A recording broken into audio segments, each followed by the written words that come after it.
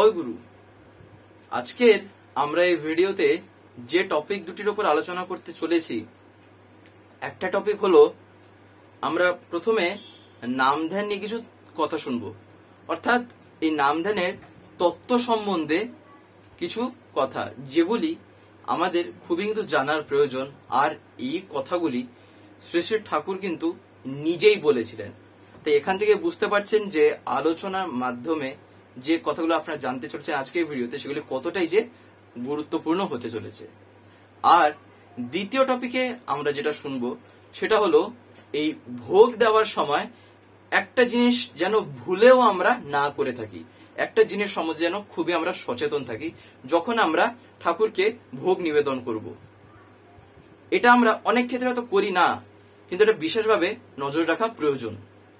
যে ক্ষেত্রে সুবিধে বা যে ক্ষেত্রে সেই রকম হচ্ছে বা হতে পারছে সেসব ক্ষেত্রে তো করতে হয়ই হয়। যাই হোক, আজকের এই ভিডিওটা এবার আমি শুরু করব। শুরু করার আগে আপনাদের কাছে একটি কথাই অনুরোধ করছি, ভিডিওটিতে আপনারা সম্পূর্ণভাবে যুক্ত থাকার চেষ্টা করবেন। আশা করি দিলে আজকের এই যে টপিক দুটি আপনারা দিলে নিঃসন্দেহেই বুঝতে পারবেন। আমরা শ্রী ঠাকুরের দীক্ষা নেওয়ার পরে বিভিন্ন রকম কথা শুনেছি এই নাম ধ্যান নিয়ে। একবার এই নাম ধ্যান নিয়ে একটা আলোচনায় আমি বলেছিলাম, নামে মানুষকে তীক্ষ্ণ করে আর ধ্যানে মানুষকে স্থির ও গ্রহণক্ষম করে। আরো একটা ভিডিওতে এই নাম ধ্যান নিয়ে বলেছিলাম বাস্তবে কিভাবে নাম ধ্যান করতে হয়। আরো একটা ভিডিও আসছে অতি শীঘ্রই, সেটাও আপনারা দেখতে পারবেন যে দিনে কতবার ধ্যানে বসা প্রয়োজন আর সেক্ষেত্রে ধ্যানের পদ্ধতিটাও যে কি সেটা আপনারা জানতে পারবেন। আর ধ্যান করার সময় কিভাবে যে বসতে হয় সেইটা একটা আমি আলোচনার মাধ্যমে আপনাদের সামনে ডিসকাস করে দেব। সেটা শ্রী ঠাকুর নিজে বলেছিলেন। যেটা ছেড়েছিলাম ওটা হচ্ছে হলো নাম ধ্যান করার পদ্ধতিটা, অর্থাৎ কিভাবে চক্রবট করে যে দেখতে হয়, তারপর যে ধ্যানটা কিভাবে করতে হয় বা চিন্তা ভাবনা কিভাবে করতে হয় সেইটা একটা ছেড়েছিলাম। যে বীজ মন্ত্র তার মাধ্যমে কিছুটা আলোচনা হয়েছিল, কিন্তু পরবর্তী ভিডিও যেগুলো আসবে তাতে আলাদা রকমের আলোচনাগুলো আপনারা শুনতে পারবেন। তো যাই হোক, এই নাম ধ্যান নিয়ে একবার শ্রী ঠাকুরের কাছে ভান্ডারীদা বলেছিলেন যে ঠাকুর, নাম ধ্যানের তত্ত্ব সম্বন্ধে আপনি দয়া করে যদি কিছু বলেন। তখন শ্রী ঠাকুর সব থেকে প্রথমেই যেটা বললেন, এই নামই হলো বিশ্ব চরাচরের প্রতিটি সত্তার মূল ভিত্তি। এই নামই হলো বিশ্ব চরাচরের প্রতিটি সত্তার মূল ভিত্তি। তাই নামকে জানলে আত্মতত্ত্ব জানা যায়, নামকে জানলে আত্মতত্ত্ব জানা যায়। আর নামকে জানতে গেলে নামীর শরণাপন্ন হতে হয়। এবারে নামী মানে কার কথা? নামী মানে যিনি নাম স্বরূপ, অর্থাৎ নামের যিনি মূর্ত বিগ্রহ, তিনিই হচ্ছেন নামী। আর তিনি হলেন সেই দুই পুরুষ। তাই জীবের প্রতি করুণা বশে তিনি কিন্তু মানুষ হয়ে আসেন, যাতে মানুষ তাকে ধরে দয়াল দেশে পৌঁছাতে পারে। আমাদের কিন্তু এই দুনিয়ায় প্রত্যেকের গন্তব্যস্থান সে একটাই, আমরা সবাই গিয়ে কিন্তু সেই একটা জায়গাতেই মিট করব, এটা কিন্তু একদম শিওর। সেটা হচ্ছে সেই দয়াল দেশ, কারণ কি তার উপরে আর কিছুই হয় না, সেটাই আলটিমেট আর কি। তাই এই নাম প্রেরণা যোগায়, আর ধ্যান কিন্তু মানুষকে ধ্যায়ের ভাবে ভাবিত করে তদ্ভিমুখী ও তৎচলন পরায়ণ করে তোলে। তাই এই জন্য যেটা প্রয়োজন সেটা হচ্ছে ধ্যানের সময় বিশেষভাবে লক্ষ্য রাখতে হয় যে আমি কার ধ্যান করছি। এইবার এই প্রশ্ন আসছে, আমি কার ধ্যান করব, বা আমি কি দেখে বা কি বুঝে আমি ধ্যান করব। সেটা হলো জীবনে আমি যাকে আমার গুরু রূপে আদর্শ রূপে গ্রহণ করেছি তাকেই কিন্তু ধ্যান করতে হয়। যার তার ধ্যান কিন্তু করতে নেই, তারও বিভিন্ন কারণ আছে যে কেন করতে নেই। কারণ কি, তাতে কি হয়, ধ্যেয়ের মধ্যে যদি কোনো ইমপারফেকশন বা কোনো বলতে পারেন অসমাহিত গ্রন্থি থাকে, আনসলভড নট যদি কিছু থাকে, তবে তা কিন্তু ধ্যানের মধ্যে ট্রান্সমিটেড হয়ে যেতে পারে, অর্থাৎ সঞ্চারিত হয়ে যেতে পারে। উপর থেকে যিনি সে পূর্ণতার তকমা নিয়ে আসেন তিনি কিন্তু তাই ধেয়। কারণ কি? কারণ হচ্ছে হলো he is the highest and best guide and god to human evolution. অর্থাৎ তিনি হলেন সেই মানব বিবর্তনের সর্বোচ্চ ও সর্বশ্রেষ্ঠ পরিচালক ও অনুপ্রেরক। তাই পুরুষোত্তমকে যারা জীবদ্দশায় যারা পায় আর কি, তারা যদি তার প্রতি অনুরক্ত হয়ে তার সঙ্গ, অনুসরণ, অনুচর্যা ও তীব্র কর্মসহ নিষ্ঠা সহকারে নাম ধ্যান করে, তবে কিন্তু অল্প সময়ের মধ্যে ঢের এগিয়ে যেতে পারে। তার কারণ পুরুষোত্তমকে গুরু রূপে পাওয়া এ কিন্তু একটা বিরাট বড় সৌভাগ্যের ব্যাপার।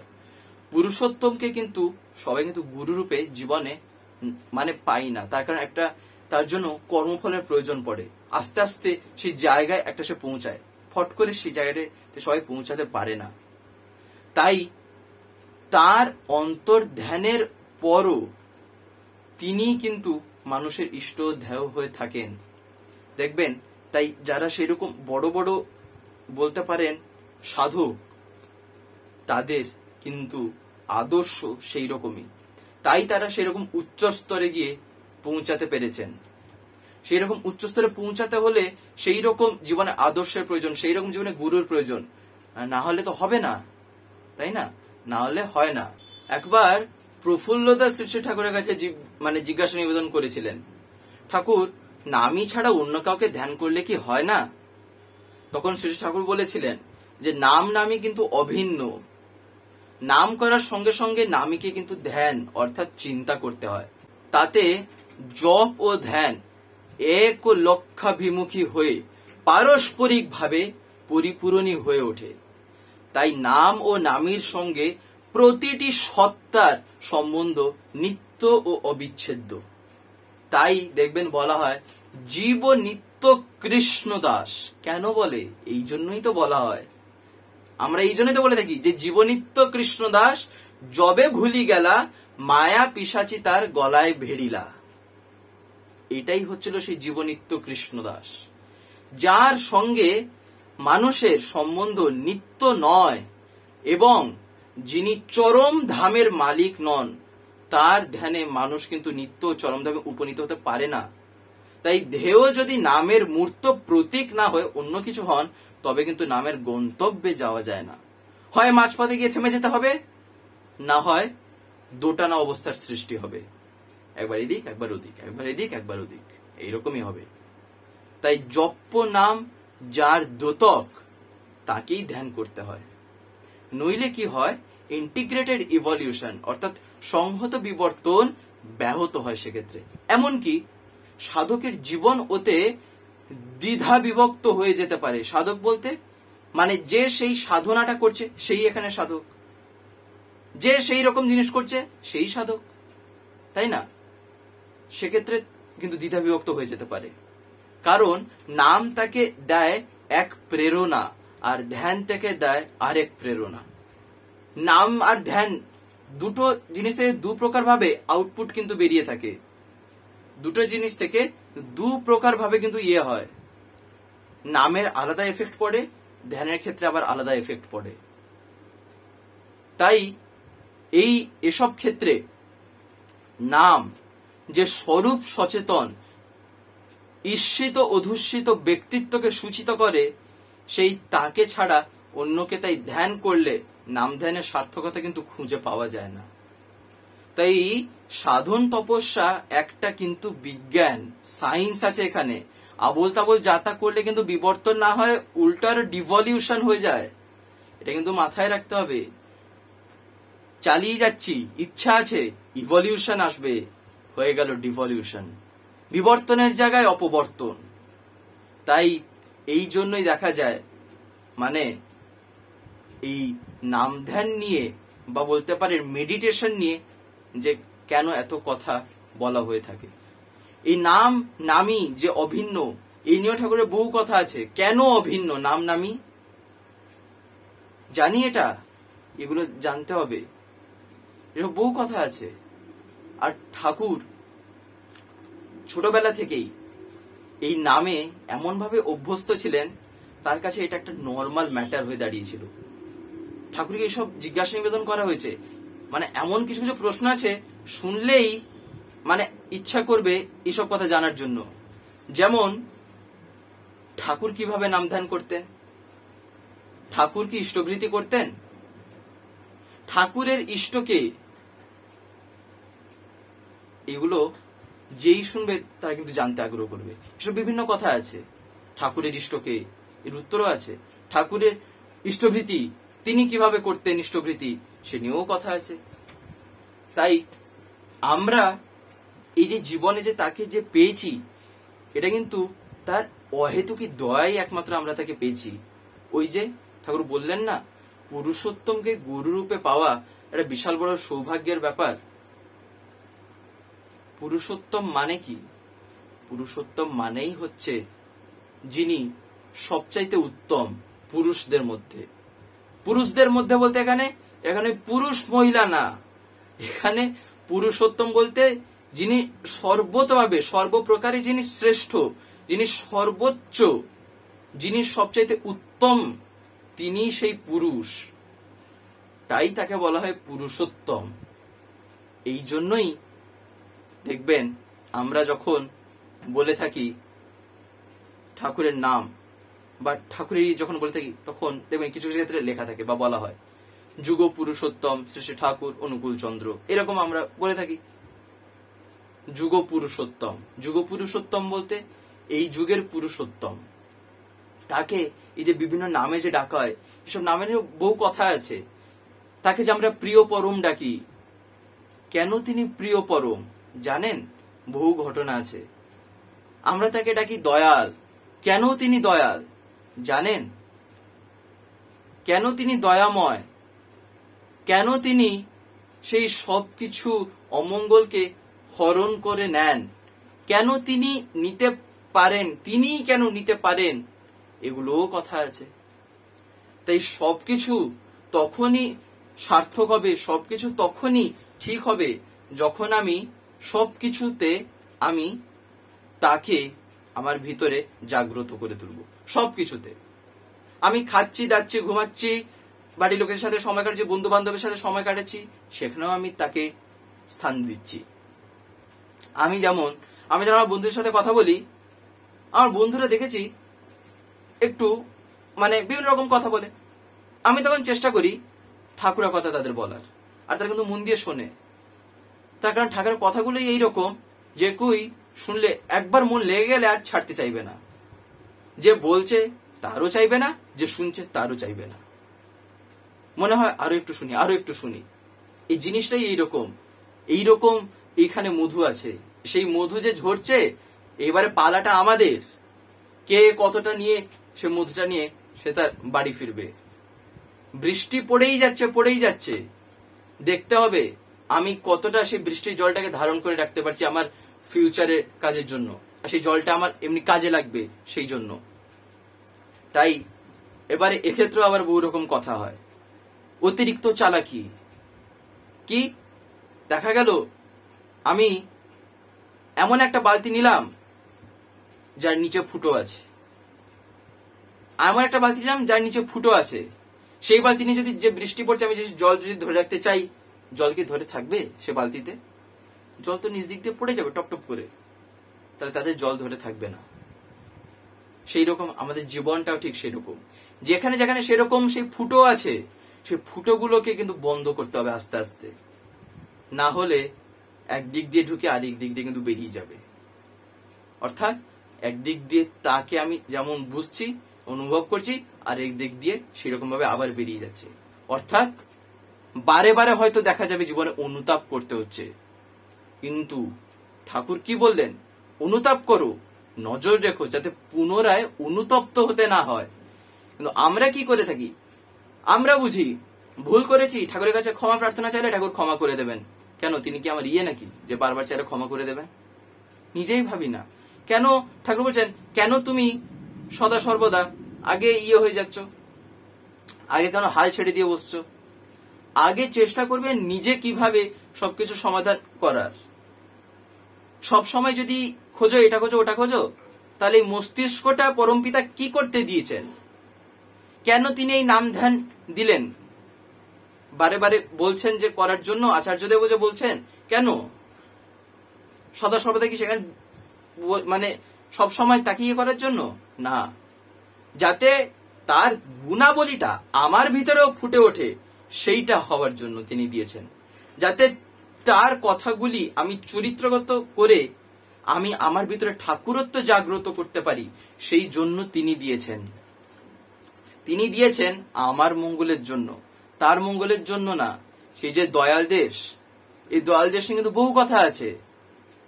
এই যে পিণ্ড বা বলা হয় যে বিভিন্ন চক্র আছে, এইসব বিভিন্ন কথা আছে।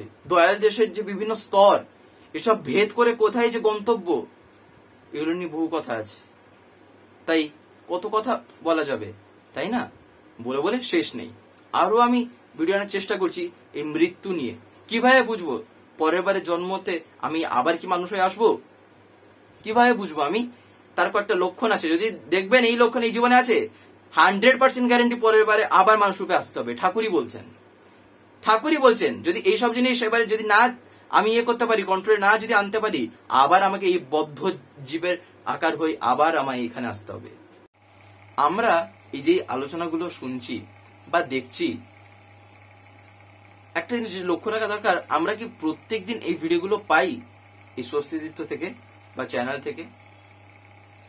দেখবেন আপনারা হয়তো অনেকে এমন আছেন যারা ইউটিউব খোলার পরে এরকম স্ক্রল করেন, দিলে আপনারা দেখতে পান। কিন্তু আপনাদের যদি ডেলি তার কথা শুনতে হয়, প্রত্যেকদিন যদি শুনতে হয় পরমপিতার কথা বা বিভিন্ন ঘটনা বা দর্শনের উপর আলোচনা, তাহলে আপনাকে তো চ্যানেলটাকে সাবস্ক্রাইব করে রাখতে হবে, যেটা অনেকে আমি দেখতে পাই হয়তো করতে জানেন না। বিশেষ করে যারা একটু বয়স্ক আছেন বা যারা মানে এতটা এক্সপার্ট নন মোবাইলের ক্ষেত্রে, তাদের কাছে আমি বলছি, আপনারা যদি না পারেন তাহলে বাড়িতে যারা ছোটরা আছে তারা এইসবে একদম পুরো মাহির, এক্সপার্ট, হাতের খেলা তাদের কাছে, তাদেরকে বলবেন, তারা করে দেবে। বলবেন সাবস্ক্রাইব করে পাশের যে একটা বেল আইকন আসবে ওটা প্রেস করে অল করে রাখতে। দিলে কি হবে, আমি যে ভিডিওগুলো আপলোড করব, আপলোড করা মাত্রই আপনাদের মোবাইলে নোটিফিকেশন চলে যাবে। নেট যদি অন থাকে তাহলে নোটিফিকেশন চলে যাবে যে ভিডিও আপলোড হয়ে গেছে। তখন আপনারা সেখানেই ডাইরেক্ট প্রেস করে ইউটিউবে ঢুকে দেখতে পারবেন। তখন আপনাদের ইউটিউব খুলে আর খুঁজতে হবে না, তাই না? তাই আপনারা যাতে প্রতিদিন শুনতে পান, তাই আপনারা এটা অতি অবশ্যই করে রাখবেন। যাই হোক, এবারে আমি দ্বিতীয় টপিকটাই আসছি, যেটা ছিল ভোগ দেওয়ার সময় যে জিনিসটা আমাদের অবশ্যই লক্ষণীয় বা করা দরকার। সেটা হলো, আমরা যখন দেখবেন ঠাকুর ভোগ দিয়ে থাকি, দেওঘরে তো বিশেষভাবে দেখে থাকবেন, দেখবেন যে পাল্লাগুলো থাকে না, যে জানলার যে পাল্লাগুলো হয়, দেখবেন সেগুলো সব বন্ধ করে দেওয়া হয়। ঠাকুরকে যখন ভোগ দেওয়া হয়, তিনি যখন খান, সে সময় চারিদিক কিন্তু বন্ধ করে দেওয়া হয়, সব জানলা দরজা একটাও খোলা থাকে না, যাতে সেই মুহূর্তে কেউ যেন না এসে পড়ে, বা সেই মুহূর্তে তাকে যখন আমি ভোগ নিবেদন করছি, ভোগ নিবেদন করার সময় যেন আলাদা আর কেউ না আসেন তার খাওয়ার সময়। তাই আমরা বাড়িতেও যখন করব, যাদের যাদের ক্ষেত্রে সম্ভব বা যতটা পারবো চেষ্টা করব সদা সর্বদা সেই সময়, মানে যে সময় আমি ভোগটা আর কি নিবেদন করছি, সেই সময় যেন আশেপাশে দরজা বা রুমের দরজাগুলো বা জানলা টানলাগুলো যেন একটু বন্ধ থাকে, যেন খোলা না থাকে। মানে কেউ উঁকি না মেরে দেখতে পারে যে মানে কি ঠাকুরকে ভোগ দেওয়া হচ্ছে বা তিনি যে খাচ্ছেন, সেই জিনিসটা যেন অ্যাকচুয়ালি মানে শো না হয়, এটাই হচ্ছে মেন কথা। তাই ঘেরাও করে দেওয়া হয়। দেখবেন যখন ঠাকুরের কাছে দেওঘরে ভোগ নিবেদন করা হয়, ভোগ নিবেদন করার পরে যখন শঙ্খ বাজে, শঙ্খ বাজার পরে কি জানলা দরজা খোলা হয়, অর্থাৎ মানে ভোগ শেষ করার পরেই, ভোগ নিবেদন সম্পূর্ণ কমপ্লিট হওয়ার পরেই সেই জানলা দরজা বা পাল্লাগুলো খুলে দেওয়া হয়। তার মানে কি, তার মানে আমাদের সেই জিনিসটা লক্ষ্য রাখা দরকার। আমি যখন আমার বাড়িতে তাকে পূজা দিচ্ছি, তাকে যখন সেবা করছি, আমাকেও তো লক্ষ্য রাখতে হবে, তাই না? তাই এইগুলো ছোট ছোট কথা জানা দরকার। দেখবেন আমরা গত কয়েকদিন ধরে কিন্তু এইসব কথা শুনে আসছি, এক একটা করে স্টেপ বাই স্টেপ। এই ছোট ছোট কথা আমাদের কিন্তু আরো বিভিন্ন টপিকের সাথে জানারও প্রয়োজন আছে। যেমন এগুলিরও জানা প্রয়োজন, তেমন কিন্তু ঠাকুরের বিভিন্ন দর্শন, ফিলসফি যাকে বলা হয়, বিভিন্ন বাণী, এইসব কথা জানার কিন্তু প্রয়োজন আছে। আমাদের একটা নতুন চ্যানেল খোলা হয়েছে, যার নাম হচ্ছে স্বস্তি পিওর ভেজ। অনেকেই অবগত আছেন বা অনেকে হয়তো জানেন না, যারা যারা নতুন নতুন দেখছেন, তাই জন্য আমি বলছি। সেখানে সম্পূর্ণ নিরামিষ খাদ্যাদি আপলোড করা হয়। এই ইউটিউবে চ্যানেল আছে, দেখবেন স্বস্তি পিওর ভেজ। এমনকি ডেসক্রিপশনে আমি তার লিঙ্কও দিয়ে রেখেছি সেই চ্যানেলের। আপনারা অতি অবশ্যই গিয়ে চ্যানেলটিকে একবার দেখবেন। আশা করি আপনাদের দারুণ লাগবে, তার কারণ সম্পূর্ণ ঘরোয়াভাবে রান্নাগুলো পোস্ট করা আছে, তাও আবার নিরামিষের উপর, এমনকি পেঁয়াজ রসুন ছাড়া, অর্থাৎ no onion no garlic, pure veg. আপনাদের ভালো লাগবে, তাই আপনারা অতি অবশ্যই গিয়ে দেখবেন। এবং যদি ভালো লাগে তাহলে চ্যানেলটিকে অতি অবশ্যই সাবস্ক্রাইব করে পাশে বেল আইকন প্রেস করে অল করে রাখবেন। যাই হোক, আজকের এই ভিডিওটা এবার আমি এখানেই শেষ করব। শেষ করার আগে আপনাদের কাছে একটি কথাই বলবো, যদি আজকের এই ভিডিওটি আপনাদের ভালো লেগে থাকে তাহলে একটি লাইক করে দেবেন, সবার ভিতর শেয়ার করে দেবেন, কেমন লাগলো নিচে একটি কমেন্টে লিখে জানাবেন। আর যদি চ্যানেলটিকে এখনো সাবস্ক্রাইব করে না থাকেন তাহলে চ্যানেলটিকে এক্ষুনি সাবস্ক্রাইব করে পাশের বেল আইকন প্রেস করে অল করে রাখতে একেবারেই ভুলবেন না, আরো এরকম বিভিন্ন নতুন এবং ইন্টারেস্টিং ভিডিও সবার আগে পাওয়ার জন্য। জয় গুরু, বন্দে পুরুষোত্তম।